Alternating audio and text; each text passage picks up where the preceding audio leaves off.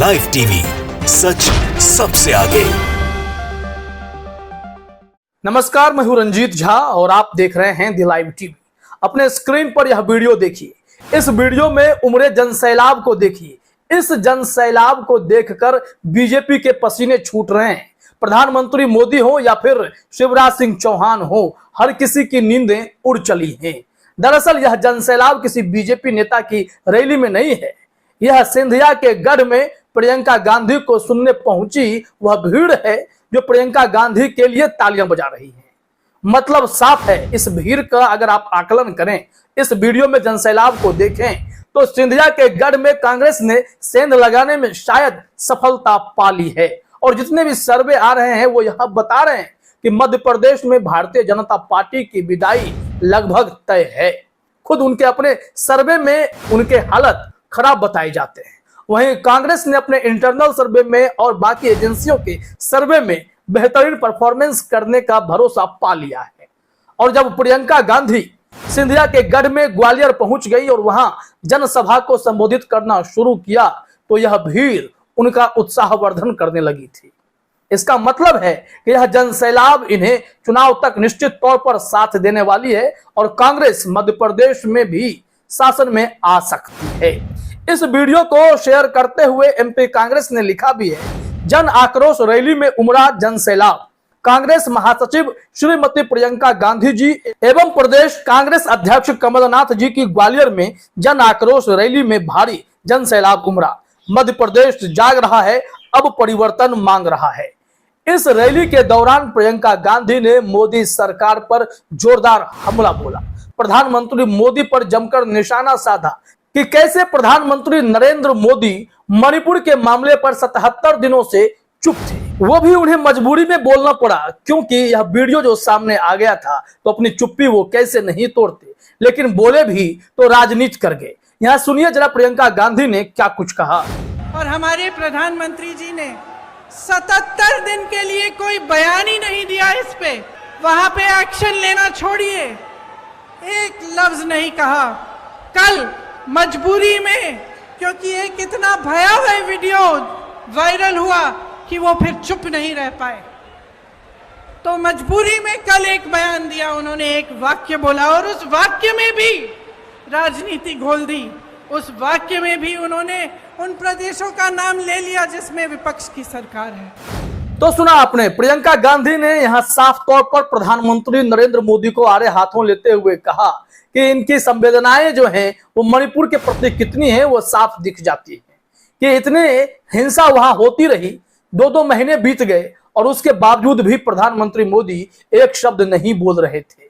इसी वीडियो को शेयर करते हुए आलोक शर्मा ने उनके स्टेटमेंट को दोहराया है, जरा अपने स्क्रीन पर देखिए कि पिछले 2 महीने से मणिपुर जल रहा है, घरों में आग लगाई जा रही है, महिलाओं के साथ भयावह अत्याचार हो रहा है, लेकिन पीएम मोदी ने 77 दिनों तक इस बारे में एक शब्द भी नहीं बोला। महिलाओं के साथ हो रही अमानवीय घटनाओं का वीडियो सामने आने के बाद पीएम मोदी ने मजबूरी में एक वाक्य बोला और उसमें भी उन्होंने राजनीति घोल दी। आपने वह बयान सुना होगा जिसमें प्रधानमंत्री मोदी कह रहे हैं कि पूरे देश की बेइज्जती हो रही है। तमाम राज्यों के मुख्यमंत्री से कहता हूं कि वो कानून व्यवस्था को और कड़ा करें। और उन्होंने जो नाम लिया मणिपुर के बाद, ना तो उन्हें मध्य प्रदेश की याद आई ना ही उत्तर प्रदेश की याद आई। मणिपुर के बाद उन्हें सीधे तौर पर छत्तीसगढ़ और राजस्थान की याद आई, क्योंकि छत्तीसगढ़ और राजस्थान में बीजेपी सत्ता पाने को ललायित है और मोदी जी यहां भी राजनीति करने से बाज नहीं आए और ऐसे संवेदनशील मामले पर भी वो सियासत कर बैठे। इसी को लेकर मध्य प्रदेश की जनता के पास प्रियंका गांधी ने मोदी का पूरा चिट्ठा खोलकर रख दिया। उन्होंने 10 महत्वपूर्ण मुद्दों पर बड़ी बड़ी बातें कही। प्रियंका गांधी ने अपनी सभा में कहा कि मैं यहां आपको भटकाने नहीं आई हूं। जरा अपने स्क्रीन पर देखिए, उमंग सिंगर ने उनके इस स्टेटमेंट को शेयर किया है, फिर हम वीडियो भी सुनाएंगे आपको। इसमें लिखा हुआ है, मैं यहां आपका ध्यान भटकाने नहीं आई हूं, मैं मुद्दों की बात करने आई हूं। आज सबसे बड़ा मुद्दा महंगाई है। मैं भी चाहूं तो 30 मिनट के भाषण में 10 मिनट मोदी जी की आलोचना कर सकती हूं, 10 मिनट शिवराज जी के घोटालों पर बात कर सकती हूं और 10 मिनट सिंधिया जी की विचारधारा पलटने पर बोल सकती हूं, लेकिन मैं मुद्दों की बात करने आई हूं। प्रियंका गांधी ने ऐसा कहा है और जिस अंदाज में उन्होंने कहा तो फिर वहां पर जो जनसैलाब उन्हें सुनने के लिए पहुंचा हुआ था हर कोई उत्साहित हो गया। उन्हें लगा कि हाँ, प्रियंका गांधी ने बहुत ही तार्किक बात कही है। बात यहाँ पर महंगाई और बेरोजगारी की होनी चाहिए, लेकिन यहाँ हम मोदी जी और सिंधिया जी पर समय बर्बाद नहीं करना चाहते। जरा सुनिए प्रियंका गांधी ने क्या कुछ कहा। और यहाँ खड़े होकर मैं भी इस 30 मिनट के भाषण में 10 मिनट प्रधानमंत्री जी की आलोचना कर सकती हूँ। 10 मिनट के लिए मैं ये कह सकती हूँ कि कितनी घोषणाएं, नकली घोषणाएं की, कितने घोटाले किए, कितने नाटक करते हैं शिवराज जी।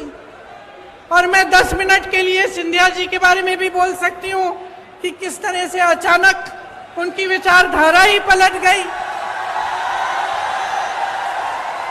लेकिन आज मैं यहाँ आपका ध्यान भटकाने के लिए नहीं आई हूँ। तो सुना आपने, प्रियंका गांधी यहाँ अपने भाषण के दौरान 10 बड़े मुद्दे उठाए। इसमें महंगाई, बेरोजगारी का मुद्दा सबसे आगे था। मध्य प्रदेश में घोटालों का मुद्दा भी था, लेकिन उन्होंने जो शुरुआत की बुंदेली भाषा से, और उसके बाद उन्होंने शिवराज सरकार पर हमला बोलना शुरू कर दिया। फिर पहुंच गई वो पटवारी भर्ती पर, जिसको लेकर अभी मध्य प्रदेश में बवाल मचा हुआ है। युवा सड़कों पर उतर आए हैं और वहां जमकर बवाल काट रहे हैं, क्योंकि पटवारी भर्ती घोटाला व्यापम घोटाले से कम नहीं है। यहाँ भी फर्जी तरीके से टॉपर बनाए गए हैं। जिन लोगों को पास किया गया है वो एक ही सेंटर के पाए गए हैं। तो तमाम ऐसे मुद्दों को प्रियंका गांधी ने वहां रख दिया, लोगों की आंखें खोलनी उन्होंने शुरू कर दी। इसके बाद जो मुद्दा आया मणिपुर पर, मणिपुर के बारे में हमने आपको जानकारी दी कि मणिपुर के मुद्दे पर प्रियंका गांधी ने सीधे तौर पर प्रधानमंत्री नरेंद्र मोदी पर निशाना साधा। उन्होंने कहा कि उनकी चुप्पी बरकरार थी, यह वीडियो वायरल ना होता तो शायद मोदी जी बोलते भी नहीं, और बोले भी तो राजनीति भूल बैठे। इसके बाद महंगाई के बहाने भी सरकार पर उन्होंने हमला बोला। जरा देखिए अपने स्क्रीन पर महंगाई को लेकर उन्होंने क्या कहा। कांग्रेस नेता ने कहा कि महंगाई से किस तरह आपकी कमर तोड़ी जा रही है।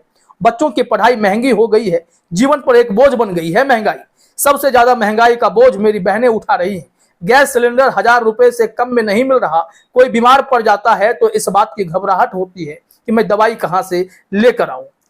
इसके बाद उन्होंने कांग्रेस जो गारंटी देने जा रही है मध्य प्रदेश में, उसका भी जिक्र कर दिया। ग्वालियर में उन्होंने क्या कुछ कहा, जरा अपने स्क्रीन पर देखिए।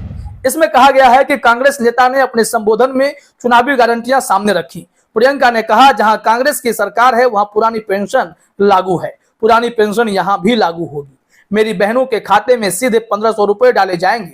गैस का सिलेंडर 500 रुपए में दिया जाएगा। 100 यूनिट बिजली मुफ्त में मिलेगा और इसके अलावा 200 यूनिट बिजली आधे दाम पर मिलेंगे। किसानों के कर्ज माफी का काम सरकार बनने पर पूरा किया जाएगा।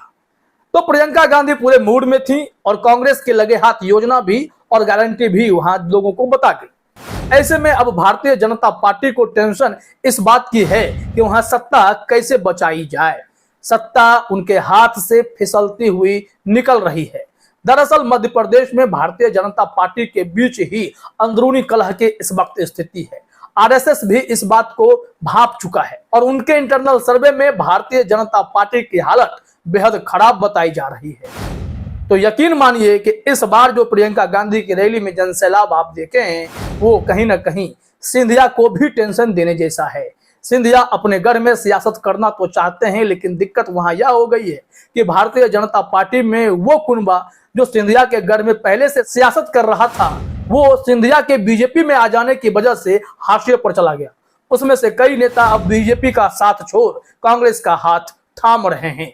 ऐसे में अब ज्योतिरादित्य सिंधिया को टेंशन हो गई है कि कहीं उनके गढ़ में ऐसी सेंध न लग जाए जिससे कांग्रेस बाजी मार जाए और फिर भारतीय जनता पार्टी हाथ मलती रह जाए। अब देखिए जल्द ही वहां भी चुनाव होने वाले हैं और भारतीय जनता पार्टी की स्थिति क्या होती है, क्योंकि प्रियंका गांधी की रैली में आई भयंकर भीड़ ने तो इन लोगों को टेंशन दे ही दिया है।